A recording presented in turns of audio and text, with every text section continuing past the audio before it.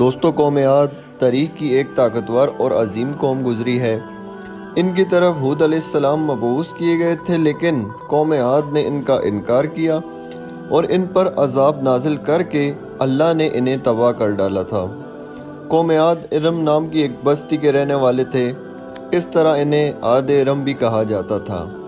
یہ علاقہ عدن کے گرد و نواح میں واقع تھا۔ یہ لوگ بہت ہی لمبے قد اور مضبوط جسامت کے حامل تھے۔ اپنی طاقت اور قوت کے بل سے یہ لوگ بہت جلد پورے یمن پر قابض ہو گئے۔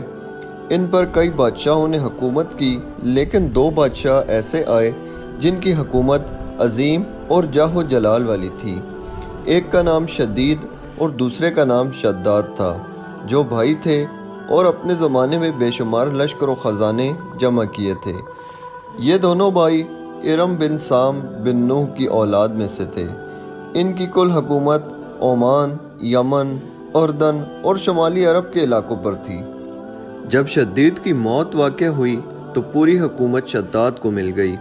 اس نے تمام قبائلی سردار اور بادشاہوں کو اپنا مطیع و فرما بردار بنا لیا، اور اس طرح پورا جنوبی عرب اس کے قلمروں میں شامل ہو گئی۔ اس نے اپنی حکومت کو عروج تک پہنچا دیا۔ دنیا کے دیگر ممالک کے بادشاہ اس کے باج گزار ہو گئے۔ اس تسلط اور غلبے نے اسے اتنا مغرور و متکبر کر دیا کہ اس نے خدائی کا دعویٰ کر دیا۔ اس وقت کے علماء اور پیغمبروں کے پیروکار نے اسے سمجھایا اور عذاب الہی سے ڈرایا، مگر وہ کہنے لگا، میرے پاس اب دولت و حکومت سب کچھ ہے، اب خدا کی عبادت کی ضرورت نہیں، اور اب میں کسی کی اطاعت نہیں کروں گا۔ شداد نے حضرت ہود علیہ السلام کی زبان سے سن رکھا تھا کہ جنت کیسی ہوگی اور اس کی نعمتیں اور خوبصورتی کا کیا عالم ہوگا، اسی لیے اس نے زمین پر جنت بنانے کا ارادہ کیا۔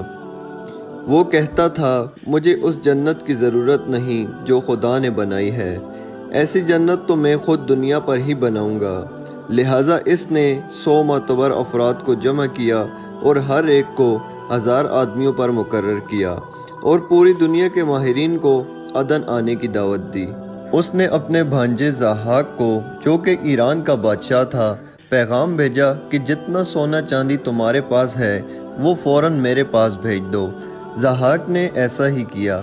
اس نے تمام حکمرانوں اور سرداروں کو یہ حکم دیا کہ سونے چاندی کی کانوں سے اینٹیں بھیجے اور کوہ عدن کے متصل ایک مربع شہر 10 کوس چوڑا اور 10 کوس لمبا ہو بنانے کا حکم دیا۔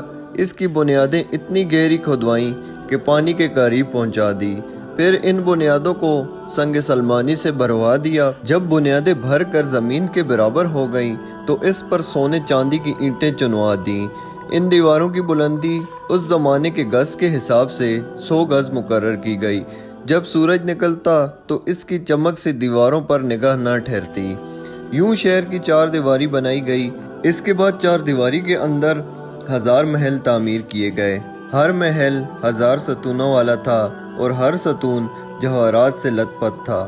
پھر شہر کے درمیان میں ایک نہر بنائی گئی اور ہر محل میں اس نہر سے چھوٹی چھوٹی نہریں لے جائی گئی۔ ہر محل میں حوض اور فوارے بنائے گئے۔ ان نہروں کی دیواریں اور فرش یاقوت، زمرد، مرجان اور نیلم سے سجا دی گئی۔